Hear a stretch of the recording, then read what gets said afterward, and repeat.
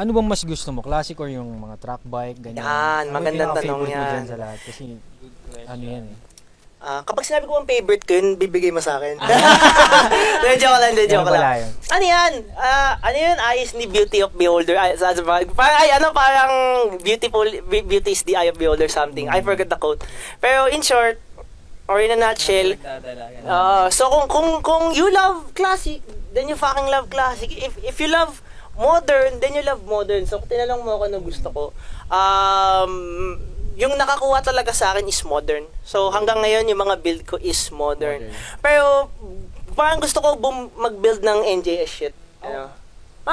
Pareho na pareho tayo. Oo, talagang gusto ko yung modern, pero nung mga nakikita ko yung build nila, Carl, silver shit, di ba, mga silver na, napopogian talaga ako eh. Talagang classic, kumbaga tawagin mo talagang classic talaga eh. Gusto tayo. Oo, kaya napapatingin din ako sa marketplace. Back to the future, no? Back to the future, literal.